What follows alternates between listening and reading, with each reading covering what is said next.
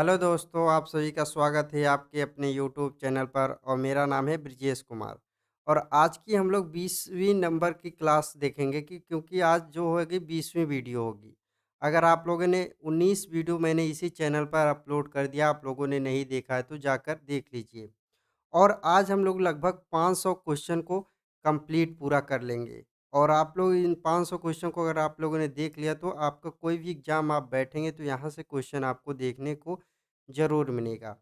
और ये Lucent series की आज 20वीं वीडियो है। अगर आप लोगों ने नहीं देखा है तो ज़रूर चैनल पर विज़िट करके ज़रूर देखिए, पूरा कंप्लीटली देखिए। चलिए आज की क्लास शुरू करते हैं। क्वेश्चन है, भारत में हरित क्रांति से जुड़े वैज्ञानिक का क्या नाम है? तो जो भारत में हरित क्रांति से जुड़े वैज्ञानिक थे वो डॉक्टर एम एस स्वामीनाथन थे। ऑप्शन ए इसका राइट उत्तर है डॉक्टर एम एस स्वामीनाथन। ये तो भारत में हरित क्रांति के जनक कहलाए। लेकिन अगर विश्व में यही पूछ रहा है विश्व में हरित क्रांति के जनक कौन थे, तो नॉर्मन बोरलॉन्ग विश्व में हरित क्रांति के जनक थे। 1970 में नॉर्मन बोरलॉन्ग को शांति का नोबेल पुरस्कार से सम्मानित भी किया गया था। और ये हरित क्रांति, भारत में जो हरित क्रांति शुरू हुई थी, ये तीसरी जो पंचवर्षीय योजना आई थी, इसमें शुरू किया गया था। तो ये भी आप लोगों को ध्यान रखना है।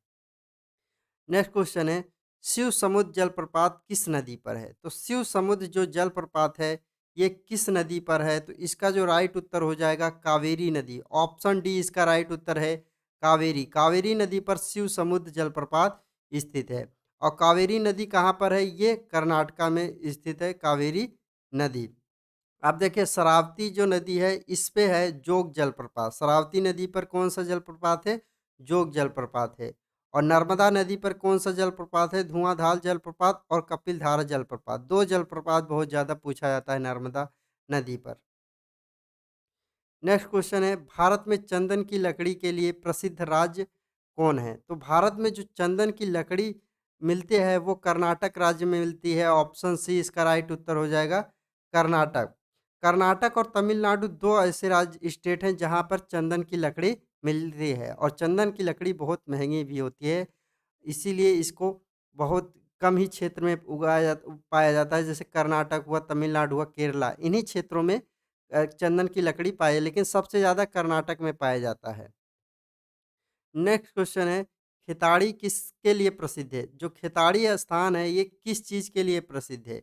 तो ये तांबे की जो खदान होती है उसके लिए प्रसिद्ध है। ऑप्शन बी इसका राइट उत्तर हो जाएगा तांबे की खदानों के लिए प्रसिद्ध है।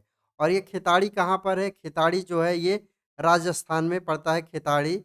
और ये तांबे की जो खदान होती है उसके लिए प्रसिद्ध है। नेक्स्ट क्वेश्चन है, निम्नलिखित में कौन सुमेलित नहीं है? यहाँ पूछा है कि कौन सुमेलित नहीं है। तो आप देखिए इसके लिए हमें और चारों ऑप्शन को देखना पड़ेगा। ऑप्शन एक है शिव समुद्र जलप्रपात। शिव समुद्र जलप्रपात ये कावेरी नदी पर है, इसके पहले हमने डिस्कस किया है। ऑप्शन बी है धुआंधार जलप्रपात, नर्मदा नदी पर है, ये भी बिल्कुल सही है। और सरहस्त्र जलप्रपात जो है ये भी नर्मदा नदी पर है। ऑप्शन नंबर सी भी सही है। गौरसोप जलप्रपात और जोग जलप्रपात ये कावेरी नदी पर नहीं है, ये शरावती नदी पर है। तो ये आप लोग को ध्यान रखें, इसका राइट उत्तर होगा ऑप्शन नंबर डी। गौरसोप जलप्रपात और जोग जलप्रपात ये शरावती नदी पर है, ना कि कावेरी नदी पर है। नेक्स्ट क्वेश्चन है, राष्ट्रीय वन अनुसंधान संस्थान कहाँ पर स्थित है? तो जो राष्ट्रीय वन अनुसंधान है ये देहरादून में स्थित है। ऑप्शन डी इसका राइट उत्तर हो जाएगा देहरादून। और देहरादून कहाँ पर है? ये उत्तराखंड स्टेट में देहरादून एक जगह है, वहाँ पे पड़ता है। राष्ट्रीय वन अनुसंधान की हेडक्वार्टर यहाँ पे देहरादून में है। और देखिए ये स्थापना कब हुई थी राष्ट्रीय वन अनुसंधान? ये इसकी स्थापना हुई थी 1906 में इसकी स्थापना हुई थी। हर 2 सालों में वन रिपोर्ट आता है, हर 2 सालों में वन रिपोर्ट आता है। तो ये भी आप लोग को बहुत ज़्यादा इम्पोर्टेंट, कितने सालों में वन रिपोर्ट आती है। नेक्स्ट क्वेश्चन है, भारतीय राष्ट्रीय कांग्रेस की स्थापना कब हुई? तो जो भारतीय राष्ट्रीय कांग्रेस की स्थापना हुई थी 1885 में हुई थी।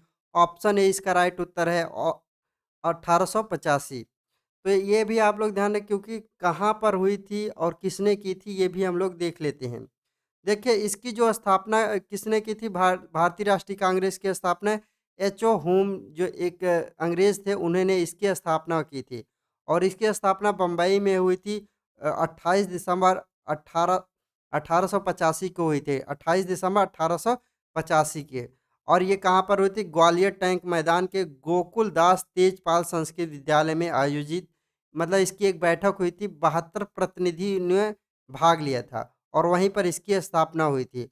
और पहले इसके जो अध्यक्ष थे वो थे व्योमेश चंद्र बनर्जी। वो कब बने थे? 1885 में इसके अध्यक्ष बने थे व्योमेश चंद्र बनर्जी। नेक्स्ट क्वेश्चन है, योजना आयोग कब बनाई गई? तो योजना आयोग बनाई गई 1950 में। ऑप्शन ए बी इसका राइट उत्तर हो जाएगा। 1950 में योजना आयोग बनाई गई। और योजना आयोग के पहले अध्यक्ष थे पंडित जवाहरलाल नेहरू, पहले अध्यक्ष थे। और इसको स्थापना कहाँ किया गया था? नई दिल्ली में इसकी स्थापना की गई थी। लेकिन इसको एक एक जनवरी 1 जनवरी 2015 में इसका नया मतलब नाम चेंज कर दिया जाता है। इसी को नीति आयोग के नाम से जानने लगते हैं। और ये एनडीए जो सरकार है इसने इसका नाम चेंज कर दिया था। तो नीति आयोग कब बना था? 1 जनवरी 2015 को। क्योंकि ये भी आप लोग ध्यान रखें, क्योंकि ये भी पूछता है। और नीति आयोग के जो अध्यक्ष होते हैं, जो प्रधानमंत्री होता है हमेशा वही रहता है। तो इस टाइम नीति आयोग के अध्यक्ष कौन है? नरेंद्र मोदी। नेक्स्ट क्वेश्चन है, चित्तौड़ में विजय स्तंभ का निर्माण किसने किया था? चित्तौड़ में विजय स्तंभ है वह, उसका निर्माण किसने किया था? इसका निर्माण राणा कुंभा ने किया था। ऑप्शन सी इसका राइट उत्तर हो जाएगा, राणा कुंभा। सारंगपुर की एक लड़ाई होती है राणा कुंभा और अलाउद्दीन खिलजी के बीच, जिसमें राणा कुंभा की विजय होती है। और इसीलिए चित्तौड़ में एक विजय स्तंभ स्थापित किया जाता है राणा कुंभा के द्वारा। और सारंगपुर की जो लड़ाई हुई थी ये 1448 में हुई थी। ये भी आप लोग ध्यान रखिएगा, सारंगपुर की लड़ाई। नेक्स्ट क्वेश्चन है, विश्व पृथ्वी दिवस कब मनाया जाता है? तो विश्व जो पृथ्वी दिवस है ये मनाया जाता है 22 अप्रैल को। ऑप्शन ए इसका राइट उत्तर है, 22 अप्रैल को विश्व पृथ्वी दिवस के रूप में मनाया जाता है। और अगले ऑप्शन को भी देख लेते हैं, जैसे 22 मार्च। 22 मार्च को हम लोग क्या मनाते हैं? विश्व जल दिवस के रूप में 22 मार्च को मनाया जाता है। और 22 मई को हम लोग मनाते हैं जैव विविधता के रूप में हम लोग मनाते हैं, जैव विविधता दिवस के रूप में मनाते हैं। और 27 मार्च को हम लोग मनाते हैं विश्व रंगमंच दिवस के रूप में। नेक्स्ट क्वेश्चन है, जाकिर हुसैन किस वाद्य यंत्र को बजाते थे? तो जाकिर हुसैन किस वाद्य यंत्र को? तबला वादक थे जाकिर हुसैन। ऑप्शन ए इसका राइट उत्तर हो जाएगा, तबला। क्योंकि आजकल ये भी क्वेश्चन बहुत ज़्यादा पूछे जा रहे हैं, तो हम लोग इसके साथ ऑप्शन को भी देखेंगे। जैसे सितार के एक बहुत प्रसिद्ध जो जो एग्जाम में पूछा जाता है, सितार जो बजाते हैं वो है पंडित पंडित रविशंकर। यही एग्जाम में बहुत पूछा है, पंडित रविशंकर किसके वाद्य यंत्र बजाते हैं? तो सितार के।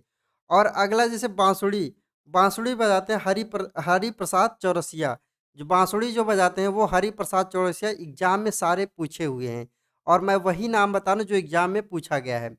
और सरोद, सरोद के एक सबसे अच्छे वाद्य यंत्र बजाने वाले थे बुद्धसेन दास गुप्ता, क्योंकि इनको भी पूछ चुका है एग्जाम में। नेक्स्ट क्वेश्चन है, मोहिनीअट्टम किस राज्य का शास्त्रीय नृत्य है? तो मोहिनीअट्टम जो है ये किस राज्य का शास्त्रीय नृत्य है? ये केरल का शास्त्रीय नृत्य है। ऑप्शन ए इसका राइट उत्तर हो जाएगा, केरल। अब हम आपको बता देते हैं शास्त्रीय नृत्य जो है ये हमारे 8 हैं। भारत के शास्त्रीय नृत्य कितने हैं? 8 हैं। अब देखिए केरल के 2 शास्त्रीय नृत्य है, एक है मोहिनीअट्टम, एक है कथकली। तो दो दो है, मोहिनीअट्टम और कथकली 2 केरल के शास्त्रीय नृत्य हैं। और तमिलनाडु का जो शास्त्रीय नृत्य है ये भरतनाट्यम है। और उत्तर प्रदेश का शास्त्रीय नृत्य है कथक। और आंध्र प्रदेश का शास्त्रीय नृत्य है कुचिपुड़ी। अब जैसे कुचिपुड़ी और शास्त्रीय कहाँ का है? असम का शास्त्रीय है। और उड़ीसे का उड़ीसा है। और मणिपुरी का मणिपुरी है। तो ये 8 शास्त्रीय नृत्य मैंने बता दिए हैं, आप लोग आठों को आठों जरूर देखिएगा। नेक्स्ट क्वेश्चन है, भारत रत्न की शुरुआत कब की गई? भारत रत्न की शुरुआत कब की गई? तो इसकी शुरुआत जो हुई थी ये 1954 में हुई थी। ऑप्शन ए इसका राइट उत्तर है, 1954 में। जब इसकी शुरुआत की गई थी तो सबसे पहले इनको 3 लोगों को दिया गया था। तो 3 लोग कौन कौन से, उनका नाम जरूर याद है क्योंकि पूछता है। तो सबसे पहले जिनको मिला था चक्रवर्ती राजगोपालचारी को। फिर दूसरा मिला था डॉक्टर सर्वपल्ली राधाकृष्णन को। फिर अगला मिला था डॉक्टर चंद्रशेखर वेंकटम रमण को। 3 लोगों को 1954 में सबसे पहले भारत रत्न को दिया गया था। तो ये आप लोग याद रखिए क्योंकि यहाँ से क्वेश्चन पूछ चुका है एग्जाम में। नेक्स्ट क्वेश्चन है वर्तमान में सिक्किम की राजधानी क्या है? वर्तमान में सिक्किम की राजधानी क्या है? तो सिक्किम की जो राजधानी है वो गैंगटोक है। ऑप्शन ए इसका राइट उत्तर है गैंगटोक। गैंगटोक सिक्किम की राजधानी है। अब हम और ऑप्शन देखते हैं जैसे भुवनेश्वर। भुवनेश्वर उड़ीसा की राजधानी है भुवनेश्वर। और आइजोल जो है ये मिजोरम की राजधानी आइजोल है। और इम्फाल मणिपुर की राजधानी है। तो मैं और भी ऑप्शन बताते जा रहा हूँ जिससे आप लोग ज़्यादा से ज़्यादा जानकारी एक ही क्वेश्चन के साथ मिल सके। नेक्स्ट क्वेश्चन है देश बंधु के नाम से किसे जाना जाता है? तो जो देश बंधु है ये चितरंजन दास को जाना जाता है। ऑप्शन बी इसका राइट उत्तर हो जाएगा। चितरंजन दास को हम लोग देश बंधु के नाम से भी जानते हैं। और हम ऑप्शन देखते हैं बाल गंगाधर तिलक जो हैं इनको हम लोग लोकमान्य के नाम से भी जानते हैं। और अगला ऑप्शन है जयप्रकाश नारायण। जयप्रकाश नारायण को हम लोग लोक नायक के रूप में जानते हैं। और दादा भाई नौरोजी को हम लोग जानते हैं grand old man of India. Grand old man of India दादा भाई नौरोजी को हम लोग कहते हैं। नेक्स्ट क्वेश्चन है इंडिया विंग्स फ्रीडम किसकी पुस्तक है? India wings freedom Abdul Kalam Azad की पुस्तक है। ऑप्शन बी इसका राइट उत्तर है अब्दुल कलाम आज़ाद। अब हम लोग और ऑप्शन को भी देख लेते हैं जैसे डॉक्टर राजेंद्र प्रसाद की एक बहुत ज़्यादा फेमस पुस्तक है और एग्जाम में पूछता है dividing India divided. India divided जो है ये राजेंद्र प्रसाद की पुस्तक है। और सुभाष चंद्र बोस की पुस्तक का नाम है the Indian struggle. The Indian struggle Subhash Chandra Bose की पुस्तक का नाम है। और इंदिरा गांधी की एक पुस्तक है माई ट्रूथ। माई ट्रूथ जो पुस्तक है ये इंदिरा गांधी के पुस्तक का नाम है। नेक्स्ट क्वेश्चन है भारत का सबसे लंबा बांध कौन सा है? तो देखिए भारत का जो सबसे लंबा बांध है ये हीराकुंड बांध है। ऑप्शन ए इसका राइट उत्तर हो जाएगा हीराकुंड बांध। और हीराकुंड जो बांध है ये महानदी पे बना हुआ है और ये उड़ीसा जो राज्य है वहाँ पर बना हुआ है। अब अगर सबसे ऊंचा बांध पूछ लेता है तो ये तो हीराकुंड जो बांध है ये सबसे लंबा है। और अगर सबसे ऊंचा बांध पूछता है तो ये टिहरी बांध है। और टिहरी बांध जो है सबसे ऊंचा बांध है और ये भागीरथी भागीरथी नदी पर है और ये उत्तराखंड में स्थित है। अब अगला जैसे कलाई कलाई नाई नदी जो बांध है जो कल्लानाई बांध है ये भारत का पहला बांध है कल्लानाई बांध। तो ये भी आप लोग और ये कहाँ पर है तमिलनाडु में है और ये कावेरी नदी पर है कल्लानाई बांध। और चेरोथोरी बांध जो है ये भारत का सबसे छोटा बांध है। भारत का सबसे छोटा बांध कौन है? चेरुथोरी बांध। ये केरल राज्य में पड़ता है। तो ये आप लोग मैंने चारों ऑप्शन बताया जो कि चारों बहुत इंपॉर्टेंट हैं। नेक्स्ट क्वेश्चन है सबसे अधिक मार्ग परिवर्तित करने वाली नदी कौन सी है? तो सबसे ज़्यादा जो मार्ग परिवर्तित करती है वो कोसी नदी करती है। ऑप्शन बी इसका राइट उत्तर है कोसी नदी। और कोसी नदी को हम लोग बिहार का शोक बोलते हैं।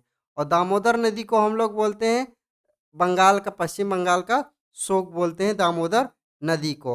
और लूनी जो नदी है ये राजस्थान के कच्छ के रण में जो है विलीन हो जाती है लूनी नदी।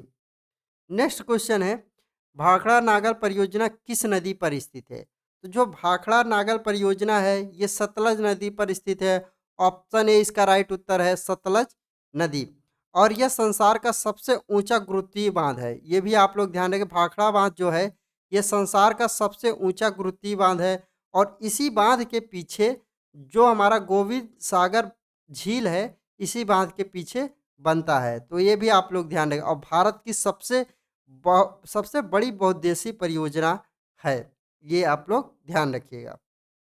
नेक्स्ट क्वेश्चन है ताला परियोजना भारत और किस देश के साथ संयुक्त परियोजना है? ताला जो परियोजना है ये भारत और भूटान के एक संयुक्त परियोजना है। ऑप्शन सी इसका राइट उत्तर है भूटान। अब देखिए भूटान के साथ हम लोग कई परियोजना करते हैं लेकिन हम लोग कई परियोजनाएं हैं लेकिन हम लोग वो उसकी बात करेंगे जो एग्जाम में पूछ चुका है आज अभी तक। देखिए एक तो है हमारा ताला परियोजना ये भूटान भारत और भूटान के बीच में है। और संकोश संकोश परियोजना ये भी भारत और भूटान की एक संयुक्त परियोजना है। और चुखा परियोजना जो है ये भी भारत और भूटान की एक संयुक्त परियोजना है क्योंकि ये पूछा गया है। तो देखिए ताला जो परियोजना है ये वांचुंग नदी पर है और चूखा जो परियोजना है ये भी वांचुंग नदी पर है। लेकिन सकोस जो है ये सकोस नदी पर स्थित है, ये भी आप लोग ध्यान रखिएगा।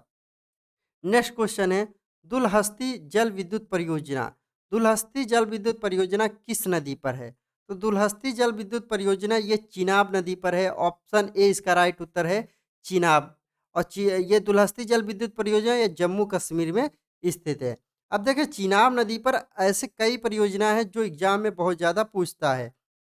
एक तो है दुलहस्ती जल विद्युत परियोजना, दूसरा है सलाल विद्युत परियोजना और तीसरा है बगलीहार परियोजना। ये 3 परियोजनाएँ एग्ज़ाम में बहुत ज़्यादा पूछता है और ये 3 के तीनों चिनाब नदी पर स्थित है। नेक्स्ट क्वेश्चन है मार्ले मिंटो सुधार अधिनियम कब पारित हुआ? तो जो मार्ले मिंटो सुधार है ये 1909 में आया था। ऑप्शन ए इसका राइट उत्तर है 1909। और इसी में क्या हुआ मुसलमानों को एक पृथक निर्वाचन मंडल की सुविधा प्रदान की गई थी। मार्लो मिंटो सुधार जब आया था इसमें हुआ था मुसलमानों को पृथक निर्वाचन मंडल की सुविधा प्रदान किया गया था। नेक्स्ट क्वेश्चन है भारत के पहले लोकसभा अध्यक्ष कौन थे? तो जो भारत के पहले लोकसभा अध्यक्ष थे वो थे गणेश वासुदेव मावलंकर। ऑप्शन ए इसका राइट उत्तर है गणेश वासुदेव मावलंकर। तो ऑप्शन ए इसका राइट उत्तर है। अब देखें मीरा कुमार जो थे ये भारत की पहली महिला लोकसभा अध्यक्ष थे। तो महिला लोकसभा अध्यक्ष कौन थी सबसे पहली? मीरा कुमार। और वर्तमान में लोकसभा अध्यक्ष कौन है? ओम बिरला। तो ये 17वें नंबर के लोकसभा अध्यक्ष हैं। नेक्स्ट क्वेश्चन है राज्यपाल किस अनुच्छेद के द्वारा अध्यादेश जारी करता है? तो राज्यपाल जो है ये 213 अनुच्छेद जो है इसके द्वारा अध्यादेश जारी करता है। ऑप्शन ए इसका राइट उत्तर है 200 अनुच्छेद 213। ये राज्यपाल अध्यादेश जारी करता है।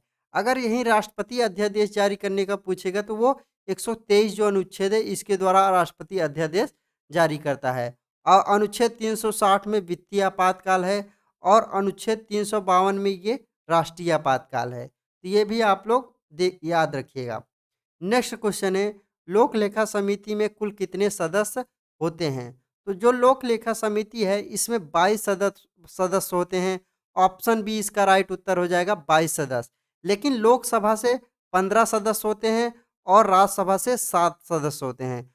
दोनों मिलाकर 22 सदस्य हो जाते हैं लोक लेखा समिति के। और अगर यही प्राक्कलन समिति में कितने सदस्य होते हैं तो उसमें 30 सदस्य होते हैं और 30 के 30 लोग लोकसभा से होते हैं। तो ये भी आप लोग ध्यान रखिएगा।